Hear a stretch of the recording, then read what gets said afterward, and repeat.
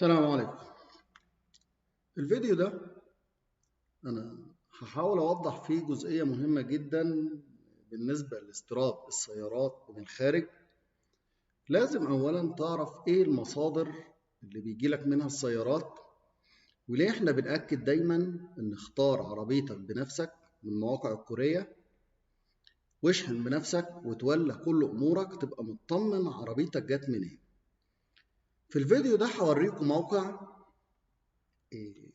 أعتقد إن في كتير من التجار، بل مش أعتقد، ممكن يكون أنا متأكد إن في تجار كتير بتجيب عربيات من المصادر زي الموقع اللي هوريلكوا دلوقتي منه أو من مواقع مشابهة. ويمكن إحنا نوهنا عنه في الجروب إن ممكن تجيب عربية من المزادات.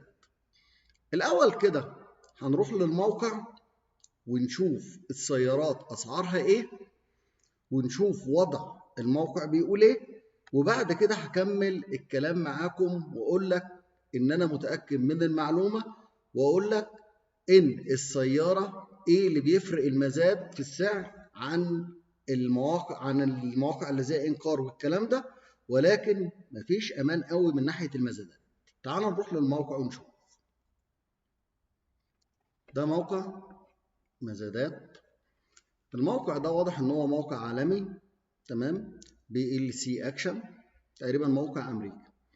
الموقع ده من مواقع المزادات اللي ممكن حضرتك تشتري سيارة منه، وممكن يتولى شحنها حتى تصل إلى مصر. واضح إنه متصل كمان، الموقع ده فيه اتصال بينه وبين مواقع المزادات في دول كتير جدا منهم كوريا. الأول كده لما تبص للموقع من البداية، مزاد السيارات الدولي، الشحن في جميع انحاء العالم، انه الموقع بيشحن لك العربيه، يعني ممكن تجيبها منه. طبعا انا ما بقولش ان حد يجيب منه يشتري، احنا بس بنتعرف على الموقع وبنتعرف على الاسعار، وعلى ما اعتقد انه موقع له مصداقيه، لان الموقع مكتوب، لو انت بحثت فيه هتلاقي ان الموقع تقريبا شغال بقى له 10 سنين وتقريبا معروف. طيب خلينا في الجزء اللي يهمنا. زي ما انت شايف مثلا في عربيات عليها، خلينا في الجزء اللي يهمنا اللي هو السيارات، وانا عايز اركز على جزئيه السيارات الكوري. زي ما انت شايف في عربيات طبعا معروضه هنا، بس انا عايز اوصل للاسعار بالنسبه للعربيات اللي احنا بنجيبها. هنختار الدوله مبدئيا. زي ما حضراتكم شايفين الموقع في دول كتيره جدا، ممكن تختار من الامارات، الولايات المتحده، كندا، كوريا، الى اخره من الدول. في دول كتيره جدا برضو للناس اللي تحب تتصفح الموقع. يعني اللي احنا المواقع دي بتدينا معلومه وممكن نستفيد منها في شراء السياره بتاعتنا، وخصوصا ان انا بشتري السياره مره واحده، وخصوصا الاسعار دلوقتي اصبحت عاليه جدا، فانا عايز الجا ان انا اجيب افضل سياره بافضل سعر. انا هختار الدوله كوريا الجنوبيه، تمام. اخترت كوريا الجنوبيه، بدا يجيب لي مجموعه سيارات اهي، تمام. نموذج هناخد ايه من كوريا الجنوبيه؟ خلينا في حبيبتنا دايما الهيونداي، وهختار منها الافانتا.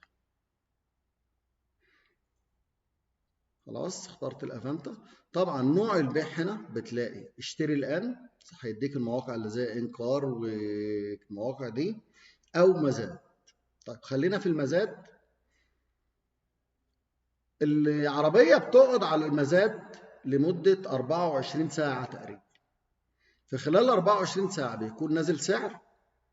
السعر ده بيبدا المزايده حواليه من التجار، واعلى سعر في نهايه اليوم بيكون التاجر اشترى العربيه. ولذلك احنا لما اتكلمنا مع التجار في شغل المزادات كان كلامهم حضرتك عايز من المزادات بتحدد لي اللون والمواصفات والنوع، وانا بشوفها لك على المزادات، بس لو اشتريتها بقت بتاعتك، يعني مش هيقدر يغيرها تاني. مبدئيا برضو الموضوع ما فيش خوف قوي من مواقع المزادات، بس لو التاجر امين. انا اللي بنوع عنه اكتر، يعني حضرتك شايف مثلا سياره حوادث هنا اهي، تمام، دي هيونداي افانتا 2008. طبعا هتلاقي السعر بتاعها دي على المزاد يعني ملاليم زي ما بنقول يعني. طبعا ممكن اجيبها وممكن اصلح ده كله وتتباع لك على انها فابريكا وحضرتك ما انتش عارف. طيب البيع بتاريخ كام؟ اما نبص النهارده 2 يناير اليوم اللي انا بسجل فيه 24، طبعا 2 يناير خلاص بدأ، مش هتلاقي فيه إيه عربيات. فالبيع بتاريخ 3 يناير وبتاريخ 4 يناير دول اللي ممكن تخش عليه. هنخش مثلا على تاريخ 3 يناير نشوف ايه العربيات الموجوده. تمام، تبدأ تظهر معانا محاولة السعر. ممكن تحدد نطاق السعر بتاعك من كام لكام. تقدر تحدد نطاق السعر بتاعك من كام لكام. تمام، سنة تقدر تختار السنة اللي حضرتك عايز فيها. عدد الأميال بيبدأ من كام لكام. العربيات اللي نشوف بالعربية، جسم العربية سيدان. طبعا احنا لأن أنا محدد له أفانتا ما فيهاش اختيارات. ما فيش مثلا اس يو في الأفانتا، فمش هتلاقي هنا غير سيدان. لكن لو انت من الاول عايز تحدد، انزل تحت هنا حدد. لو انت مثلا محدد توسان هتلاقي ممكن الاس يو في نشطه معاك. الوقود ديزل، هجين، غاز، بنزين. المحرك، سعة المحرك من كام تقدر تحدده هنا. القيادة، نظام ضفل امامي ولا خلفي. اللون تقدر تختار الالوان اللي انت عايزها. نقل الحركة، الارسال دي اللي هي نقل الحركة اوتوماتيكي ولا يدوي. نوع المزاد بناء على موافقة، طبعا ده النوع الوحيد المتوفر. حالة العربية غير تالف، لا يمكن بدء الاختيار. نوع العنوان نظيف واستخلاص. الأضرار بتحدد. نوع المركبة سيارة. خلاص كده بدأت تظهر قدامنا عربيات اهي. تمام، طبعا لما انا اخترت يوم 3 لسه ما تحددتش المزاد هيبدأ من كام. طيب تعالى خلينا نرجع السعر تاني. نرجع هنا التواريخ، مش هنحدد يوم معين. تمام، بحيث ان يظهر لنا عربيات بأسعار. انا جبت دول اللي هم شغالين بتاريخ النهارده بقى. تعال نشوف العربيه دي. هيونداي افانتا، موديل كام؟ 2011. مبدئيا حضرتك العربيه شكلها جميل جدا اهي، صورها موجوده قدامك تقدر تشوفها. واضح ان فيها فتحه سقف. تمام، في شاشه. عربيه كويسه جدا. العداد باين قدامنا هون 187,000 ده عدتها. عربية الكسوة بتاعتها نظيفة، شكلها نظيف، عربية حالة تحلي. تمام، طيب بادئ المزاد من كام بقى؟ بادئ المزاد من 2925 دولار. ودي كانت المفاجأة بالنسبة لي، إن المزاد بتاعها بيبدأ من 2925 دولار، يعني ما كملتش 3000 دولار. طبعا 3000 دولار في عربية زي دي، حضراتكم متابعين الأسعار على موقع إنكار، يعني هتكلف لها ما توصل مصر مش هتكمل 220 230 ألف على ما تنزل على الأرض بالأسعار بتاع دلوقتي. طبعا برضو المزاد مش السعر ده النهائي، يعني ده السعر تقريبا اللي اتباعت بيه. تمام، أو لو في مزايدة بيكون على نفس الوضع. طب تعالى نشوف كده فحص العربية. فحص العربية باين اهو. طبعا في حاجات كتيرة جدا موجودة في العربية هي. مديك التغيير اكس، نفس الحاجات اللي كان على موقع انكار. ده نموذج احنا بالاول كده نشوفه. طيب عايزين نشوف عربيه عليها مزايده النهارده. دي عربيه افانتا. تمام، طبعا الموقع هتلاقي فيه اختلاف كتير، كل عربيه معاها فحص بشكل معين وعلى حسب الدوله اللي هي نازله منها. انا دورت علشان برضه فصلت الفيديو على اساس وقفته على اساس ان اقدر اجيب لك اوضح لك ايه الموجود اللي في الموقع. ان الفحص هنا اوضح كتير، لما بتختار منه حتى بتلاقي الفحص اوضح كتير. دي عربيه بيقول لي السعر دلوقتي كام؟ 9800 دولار. العربيه موديل كام؟ العربيه موديل 2017 افانتا 2017. صورها بالكامل موجوده اهي، وعربيه فتحه سقف ما شاء الله عليها. طبعا شايف العربيه هنا شكلها جميل جدا، والحاجه بتاعتها ما فيش اي مشاكل. او ممكن انت تاخدها من تاجر تبقى انت مبسوط جدا ان العربيه بسعر كويس جدا. حوالي 73,000 كيلو العربيه. طبعا المزايده بيقول لك بيزود لحد 200، كل مره بيزود 200 دولار. العربيات اللي فاتت دي اعتقد انها تم البيع وده السعر النهائي، ده اللي عليه مزايده لسه. اللي انا وريتها اللي فاتت دي تم البيع والسعر بتاعها زي ما قلنا 3000 دولار. يعني لما تشوف السعر 3000 دولار مبلغ بسيط جدا بالنسبه لسعر العربيه. والمزايده الان لو حد عايز يزود طبعا بيعمل اشتراك في الموقع، بيعمل تسجيل دخول بالاكونت، يعمل لك اكونت عليه وتبدا تزايد. بالمناسبه الموقع ده بيشحن العربيه، لو انت عايز تجيبها لحد مصر بتيجي عادي. بس طبعا ده انا ما اقدرش ان انا اقول ان هو انا اتعاملت معاه، لان انا لسه انا بتعرف على الموقع. انا كل وجهه النظر عايز اشوف الاسعار. تمام. 9800 المزايده الجايه هتبقى 10000 دولار. 10000 دولار في عربيه زي دي، يعني لما نبص كده موديل 2017 ما شاء الله العربيه حالتها حلوه جدا. تعال بقى نشوف فحص العربيه هنا عامل ازاي. نديك هنا، شايف الالوان دي بتميز حاجات. اولا بيقول لك الاكس ده تم استبداله، الاي وجود خدش، تي اكس كسر، اكس اتش فجوه عفوا، دبليو تم الاصلاح التبديل، سي تآكل، يو صدمه خفيفه، تي رقاقه السطح يعني تقريبا الدهان، هناك شريحة صغيرة على الجزء الذي يحتاج إلى إصلاح. ماشي. يو ار رقاقة ذات مسافة بادئة. طبعا دي كلها مصطلحات طبعا الجوجل اللي مترجمها. طيب خلينا مثلا نشوف هنا مكتوب دبليو اي. هنا مكتوب دبليو اي يعني الكبوت بتاع العربية دي تم الإصلاح وفي خدوش. بالمناسبة الموقع ده كمان لو في حاجة في الإزاز بيوضحها لك، يعني لو في إزاز فيه خدش فيه الكلام ده بتلاقيه موضح. مثلا هنا مكتوب على الباب ده ايه هنا يعني في خدوش. ايه تاني مثلا هنا دبليو ام، دبليو يعني تم الاصلاح، وام نشوف الام بتاعتنا مش واضحه هنا، دبليو في دي تقريبا او دبليو صدمه خفيفه، في صدمه خفيفه في الجزء ده. ايه تاني، ايه مثلا يو هنا ده صدمه خفيفه في البنفر الوراني. ايه في هنا مثلا خدش في الرفرف ده. طبعا العربيه باينه قدامك اهيا، كل الاوبشن بتاع كل الشكل العربيه من فوق ومن تحت، اذا كان في اي خبطات فهي باينه. اما نبص للعربيه كسعر هتوصل لكام مثلا على نهايه اليوم؟ ممكن توصل 10000 دولار، 10200. قارن السعر ده بسعر انكار. اعتقد لو جبت عربيه زي دي على انكار هتلاقي السعر ازيد كتير عن السعر اللي بيجي ده. ده بالنسبة للسعر بتاع العربية دي. طبعا كل حاجة واضحة للعربية هنا، المميزات الخاصة لو انت عايز تدور عليها في هنا خيارات. بص امسك الموقع دور على كل حاجة. ده الاوبشن بتاعها بالمناسبة بس مش مترجم. لو عندك اي برنامج ترجمة. الخصائص الرئيسية للسيارة هيونداي 2008 سنة الإصدار 2017. موقع السيارة كوريا الجنوبية، سيارة سيدان أبيض، نوع الإرسال أوتوماتيكي، الغازولين طبعا البنزين. في كل البيانات بتاعتها موجودة هنا هي في الموقع بتاعنا. أنا حضرتك عايز تقرأ بقى براحتك.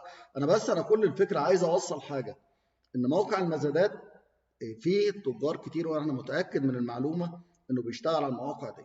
مبدئيا انا متاكد من المعلومه ان السياره بتقل مش اقل من 1000 دولار بالنسبه لانكار وبالنسبه لموقع المزادات. طيب يعني ايه الفرق؟ مبدئيا موقع المزادات فيه حاجات لقط، يعني ممكن التاجر يجيب عربيه منه تطلع العربيه كويسه جدا فابريكا من A to Z. طيب اذا العربيه جت مرشوشه من موقع المزادات، لا دي معلومه مؤكده ان العربيه لو جت مرشوشه مفيش اي حاجه يقدر التاجر يعملها. يعني بمعنى اصح الرش في كوريا عادي، يعني لو رش كامل الرش بالنسبه لهم عادي. طيب في رش مثلا في لحمات في العربيه او في سمكره في الصاج، لا في الحاله دي لو ما هيش متوضحه على الموقع بتاع المزاد السياره بترجع تاني او بيبقى في تعويض للتاجر. طيب في حاجه في الموتور، في حاجه في الفتيس، في الكلام ده برضه بيتم الاصلاح في سنتر معتمد بالتوكيل بتاعها، ويكون على حساب الموقع. والموقع على فكره بيبقى دقيق جدا انه ما ينزلش حاجه فيها مشكله. طيب نرجع هنا لمشكله كبيره، هل لو العربيه جت مثلا من موقع المزاد فابريكا ومن A to Z والعربيه سليمه، هل التاجر هيفرط فيها لو انت حتى دفع عربون؟ ما اعتقدش. اللي اعتقد ان التاجر هيبيعها لحسابه، لان هتبقى المكسب هنا يكاد يكون مضاعف 3 مرات. احنا بنحاول دايما نوعي الناس العربيات بتيجي منين. لكن لو انا جبت موقع انكار، انا فتحت انكار قدام اهو، دي عربيه افانتا 2016 تقريبا. طبعا شايف السعر هنا كام؟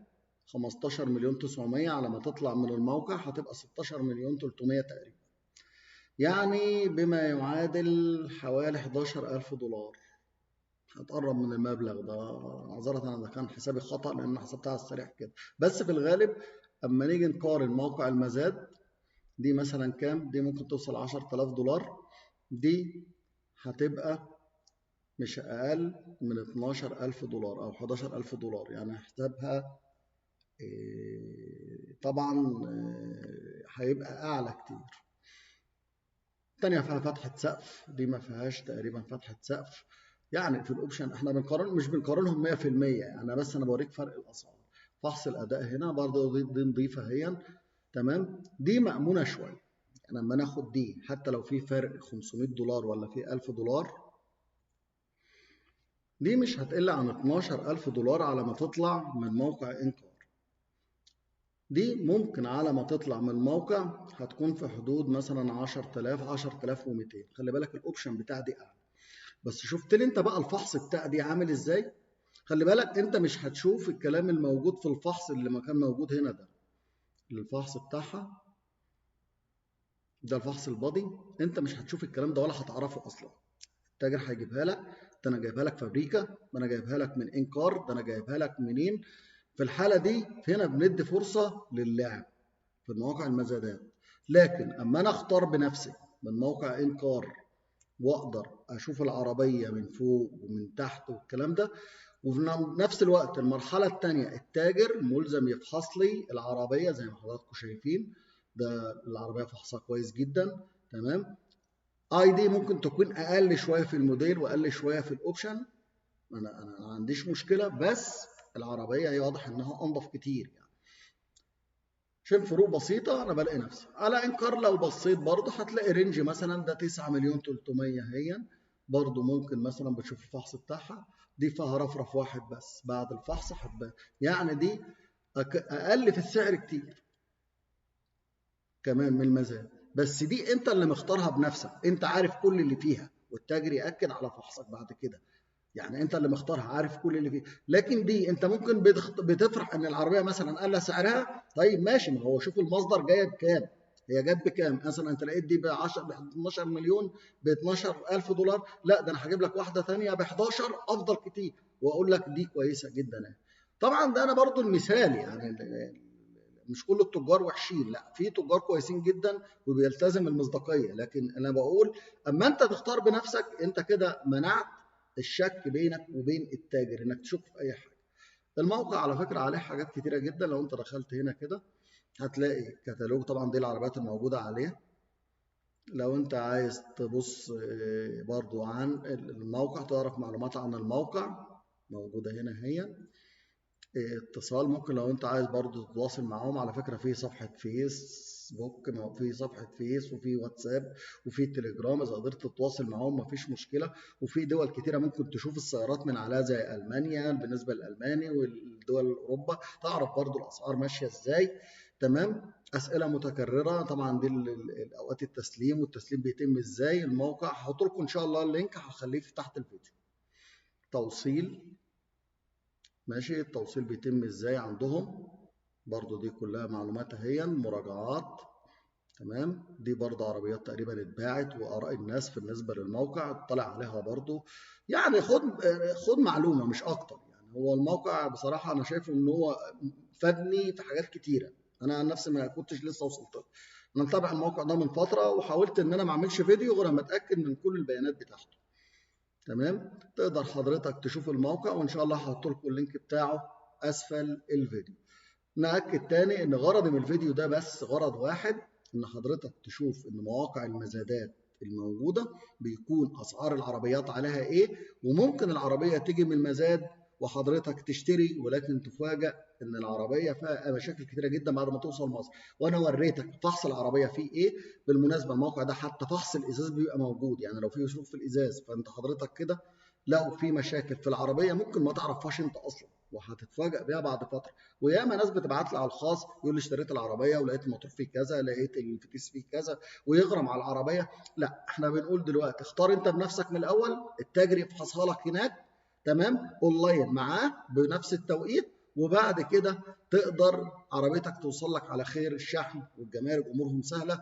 العربيه طالما سليمه هتطلع من هناك هتوصلك زي ما هي باذن الله، لو جاي رورو او حتى كونتينر باذن الله توصلك سليمه، تدفع جماركها بنفسك او مستخلص يخلصها لك. بس اهم حاجه ان انت استفدت بعربيه كويسه.